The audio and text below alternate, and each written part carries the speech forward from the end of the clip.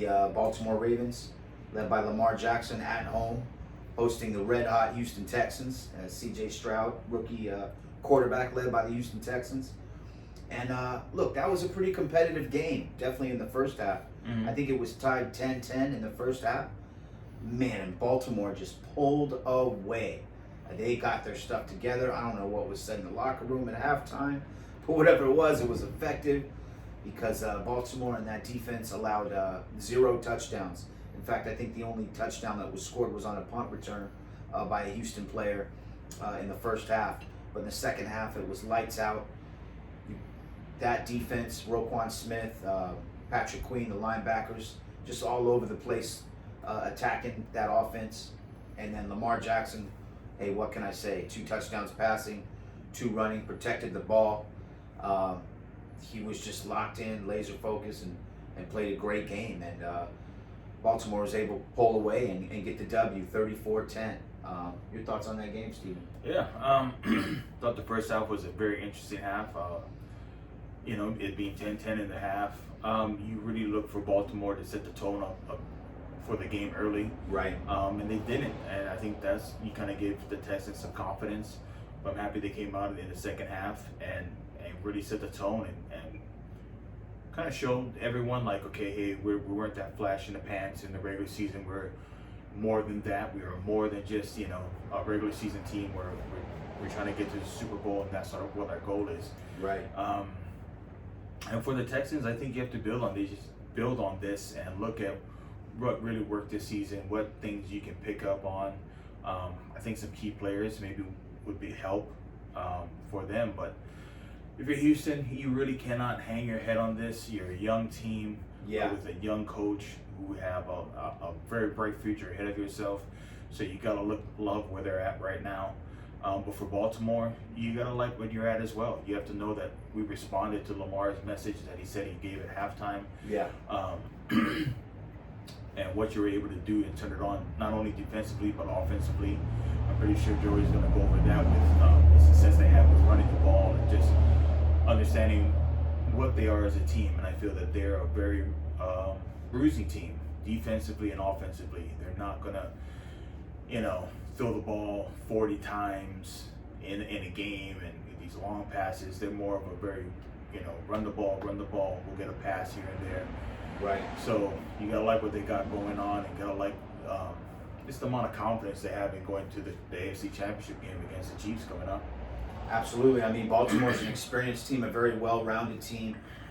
Like I said, the defense, 0 touchdowns allowed. They ran the ball, time of possession. I think Lamar had 100 yards rushing. Justice Hill had 66 yards rushing. And the other running back, Gus Edwards, had 40 yards rushing. So, I mean, that's easily over 200 yards right there. And Dalvin Cook also received some touches late in the game to go ahead and close that thing out.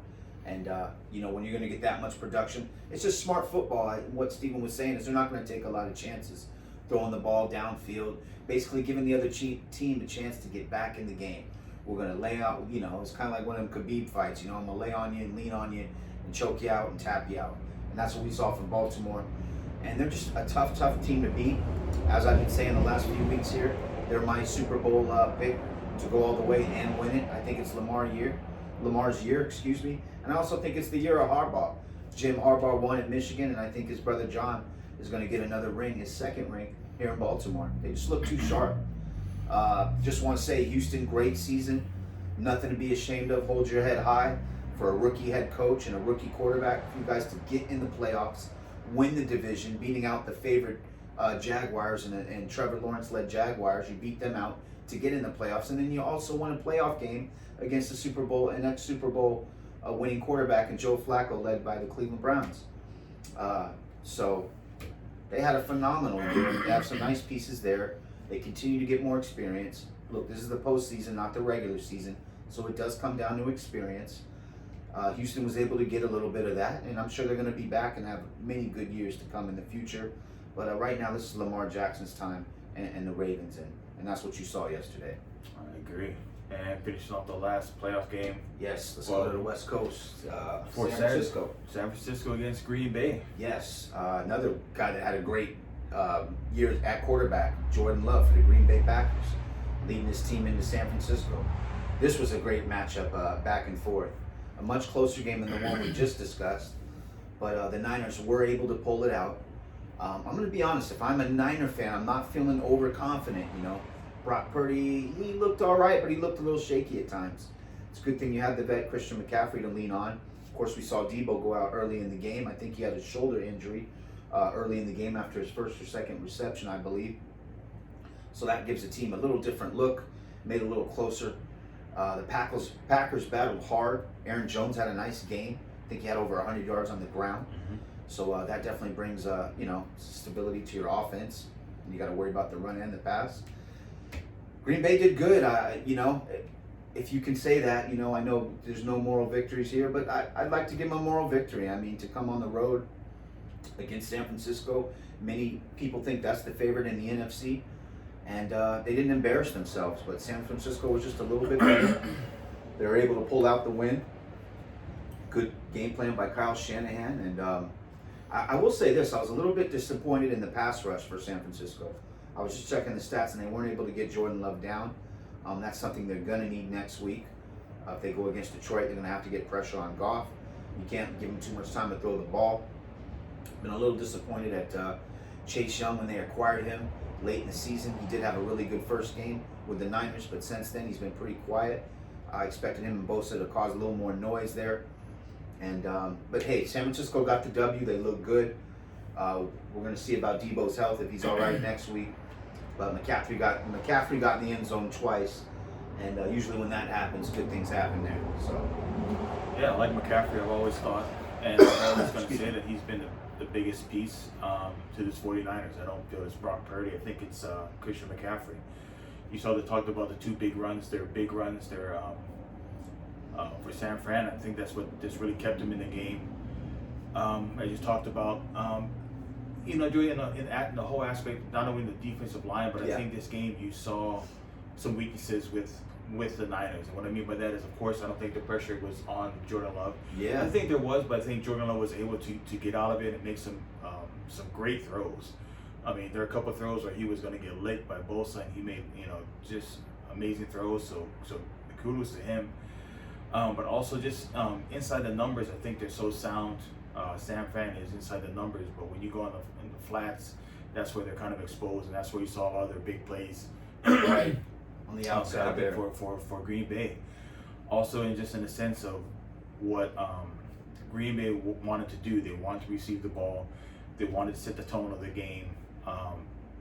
They came out with a field goal, and then I think missed on downs. But I think that's a great way to try to beat the Niners, is go out there and put the pressure on them, make them have to play from behind. I don't think Shanahan likes to do that. They're more of like, let's get ahead, up by 14, and then we can run the ball with these little, motion and kill the clock. But if Detroit can do what they did against Tampa and try to put that pressure on San Fran, I think it's gonna be a tough game for the 49ers to come out and win, especially if they don't get that pressure on Jared Goff. So make Purdy have to come from behind and beat you, right? Exactly. And with Hutchinson there, he's still young. He's going to come with everything they have. But as you're talking about moral victories, I think you have to. When you're looking at Green Bay as a whole, they have their quarterback. They have a solid offensive line. I think their defense is good. I think they just got tired at the end. If you saw in the fourth quarter, the pressure wasn't there on Purdy.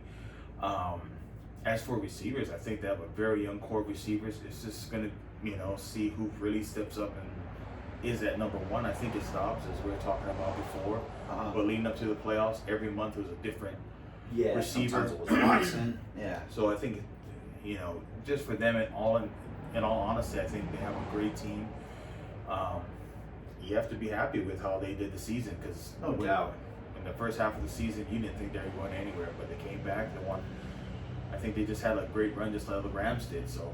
They did, winning 6 of their last 8 to get in the playoffs, winning their first playoff game, and beating the Cowboys in Dallas, hanging up 48 on them. So they had a remarkable season. Look, the Niners are a tough out. They're a tough out, as they should be. Their team is, just littered with all pros all over the place, and so that was a much closer game than I thought it would be. Jordan Love did great. I know he threw a couple picks. One was tipped, and the other one was kind of a bad throw. I think Dre Greenlaw caught both of the interceptions. Nonetheless, it comes back to experience. It's the postseason, not the regular season. But the Niners are going to have to be a little bit sharper, going against Detroit. I think they play at Niners have home field advantage, Yep, right? they do. Got it. So Detroit has to come to San Francisco, which should help there. But nonetheless, man, that's going to be a dynamite matchup. I agree. Yeah, don't forget now, Jared Goff, ex LA Ram. So he's used to playing the Niners twice a year. So he's familiar with a Mike Shanahan coach team. Definitely. Yeah. All right. All right. We got one more segment to do. Any questions, comments, anything you want us to talk about, please leave your comments. We'd love to get your feedback. And as always, thanks for supporting the show, Sniper Sports.